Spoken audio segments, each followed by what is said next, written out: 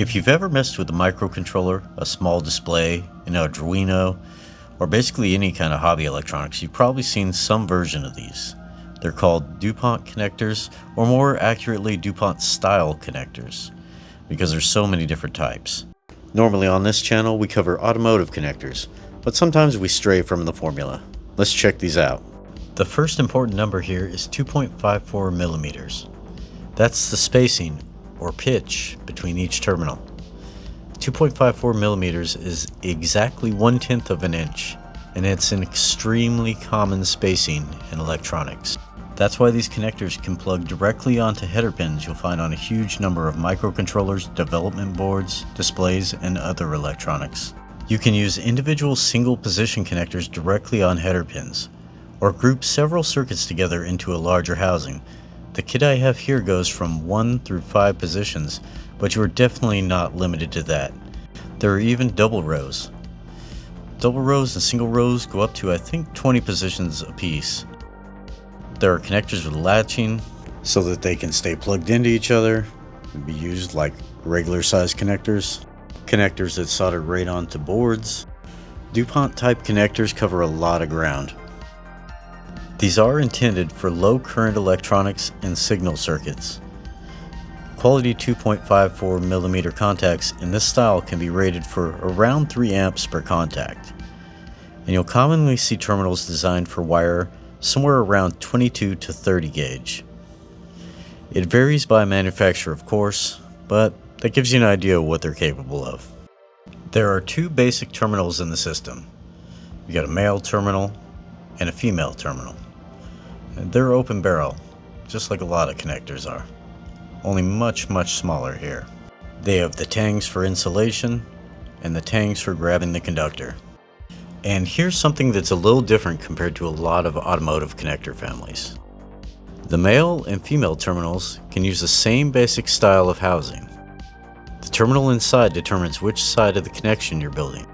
On the left side we have a male terminal, on the right a female terminal.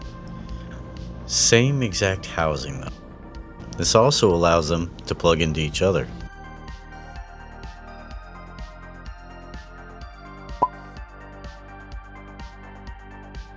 Speaking of terminals, these things are tiny. Let's go ahead and demo some crimping. First we need to strip a small amount of insulation. We're going to check it against the terminal. Here we can see there's not quite enough copper and a little too much insulation.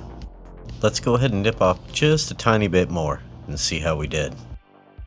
And that looks pretty good. We can go ahead and try to crimp that and see what we got. This is the crimper we'll be using for the video. And one helpful hint, take a very small pair of pliers and just squeeze the insulation tangs slightly so it hangs onto the wire. That way you don't have to hold the terminal and the wire while presenting it to the crimper. We will be using position D on the crimper, which is made for 22 to 26 gauge. So we get the insulation tangs lined up on this side, just inside. And on the other side we should be able to see the tangs that are going to bite down on the copper.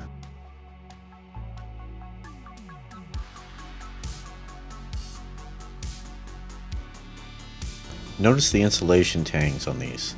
These purposely do not wrap over the top of each other. They're offset to grab more insulation. And as we can tell, we've done a pretty decent job on the copper engagement with the tangs. We missed the tips. Now this isn't a huge deal. We can put it back in the crimper and just make sure we get the tips of those tangs. And as you can tell, it looks great even after a second time through the crimper. But moving on, how to insert it in the housing is just like this. One end of the housing has a tighter diameter hole than the other. Here you can see how the terminal won't back out because that locking tang of the housing is blocking it. Next we'll quickly do a female terminal just so you can see what it looks like.